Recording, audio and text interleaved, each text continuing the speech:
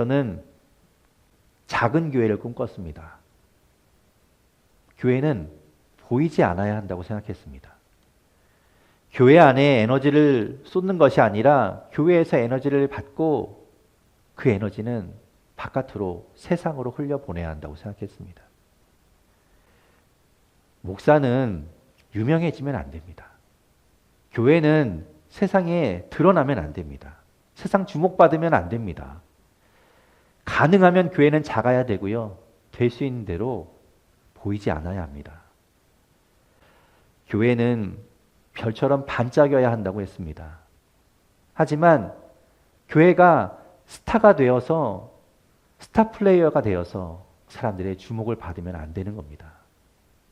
그저 어둠을 밝히는 달 옆에서 그 밝은 달 옆에서 반짝여주면 되는 것이죠.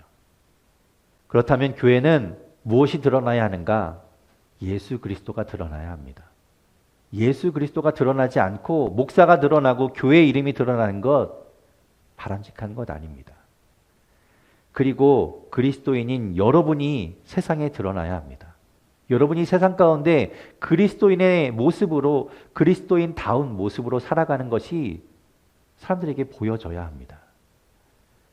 교회는 목회자는 그 뒤에 숨어서 그들을 그렇게 살아가도록 도와주면 그 역할 다 하는 겁니다. 그리스도인들이 이 땅에서 주의 뜻대로 살아가기만 하면 된다는 거죠.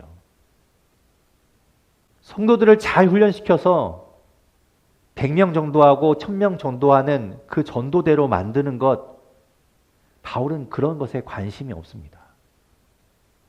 어떤 프로그램을 도입해서 어떤 교육을 시켜서 전도 잘하는 사람으로 만들까가 아닙니다. 그 사람이, 그 성도가 세상에서 어떤 모습으로 살아가는가, 그리스도인답게 살아가는 것, 주 안에 서서 살아가는 것, 그것을 중요하게 여기고 있는 겁니다. 어려움을 만나도 고난을 만나도 믿음 지키며 살아가기 힘든 이 세상 가운데서 세상 사람들과는 다르게 살아가는 그리스도인이 되는 것, 바울이 그거 바라고 있는 겁니다. 그것이 그들을 향한, 바울이 그토록 사랑하고 사모하고 그리워하고 만나고 싶어하는 그들을 위하는 바울의 마음입니다. 아마도 바울은 여러분에게도 똑같은 이야기를 하고 싶을 겁니다.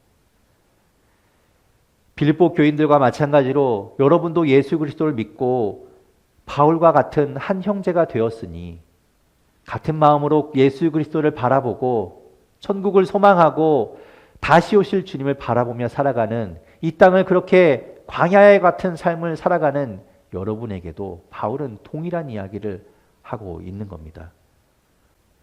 교회를 향한 염려하지 마십시오. 교회에 대한 염려를 중단하십시오. 여러분이 교회를 위해서 염려하지 않아도 됩니다.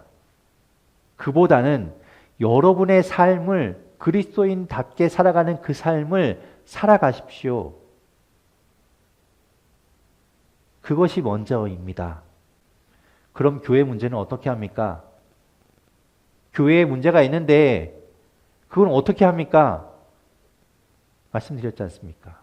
하나님께 기도하면 되는 겁니다. 교회는 하나님 것이니까 하나님이 일하십니다. 우리는 각자의 삶을 하나님 말씀대로 살아가는 것에 집중하면 됩니다. 그거면 된다는 것이죠.